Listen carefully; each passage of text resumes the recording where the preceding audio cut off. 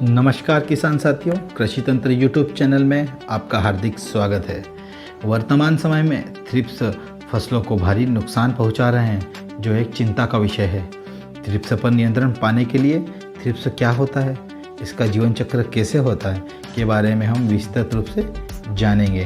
तो ज़्यादा समय व्यतीत न करते हुए चलिए शुरू करते हैं। थ्रिप्स छोटे हेमीमेटाबॉलिक कीट होते हैं जिनका शरीर सिगार के आकार का होता है। अधिकांश थ्रिप्स की लंबाई 1 मिलीमीटर या उससे भी कम होती है। वर्तमान में थ्रिप्स की 6000 से अधिक प्रजातियों को मान्यता दी गई है। थ्रिप्स ज़्यादातर पौधों की कोमल पत्तियों व फूलों के अंदर का रस चूसते हैं, जिससे पौधों की पत्तियां प्यालेनुमा आकृति की हो जाती है। जब पौधे की पत्तियां प्यालेनुमा हो जाती है, इसका कारण थ्रिप्स के साथ साथ सफ़ेद मक्खी या पोषक तत्वों की कमी के कारण भी हो सकता है, जिसे हमें पहचानते आना चाहिए। थ्रिप्स पौधों के ऊतक की बाहरी परत को खुरचकर उसका रस चूसते हैं, जिसके परिणाम स्वरूप पत्ती की सतह पर स्टिपलिंग या चांदी जैसा कलर हो जाता है। थ्रिप्स का मल आमतौर पर काले रंग के वार्निश जैसा होता है। थ्रिप्स के अंडे बेहद छोटे आकार के होते हैं, जो लगभग 0.2 मिलीमीटर लंबे होते हैं, जिसे नगण्य आंखों से देखना संभव नहीं है। थ्रिप्स की कुछ प्रजातियां 20 से अधिक विषाणुओं के लिए वाहक के रूप में कार्य करती है, जो पौधों की बीमारी का कारण बनते हैं, जैसे टमाटर में टोस्पोवायरस। अब जानते हैं इसके जीवन चक्र के बारे में। थ्रिप्स के जीवन चक्र की कुल 5 अवस्थाएं होती हैं: अंडा, लार्वा, प्रीप्यूपल, प्यूपल व वयस्क। जिस प्रकार रेशम का कीड़ा अपनी अवस्थाएं बदलता है, ठीक उसी प्रकार थ्रिप्स भी अपने जीवन चक्र में 5 अवस्थाएं बदलता है, जिसे हम इंस्टार कहते हैं।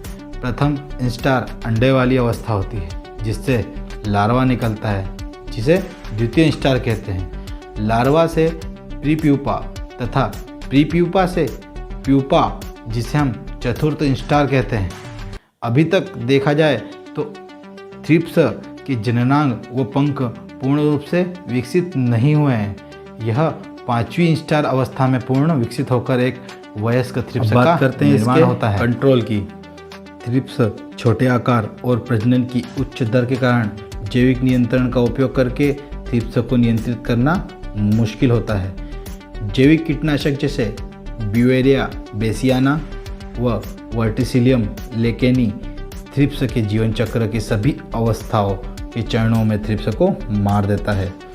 थ्रिप्स के बायो एजेंट जैसे यूलोफिडे, ट्राइकोग्रामेटिडे, एंथोकोरिड बग,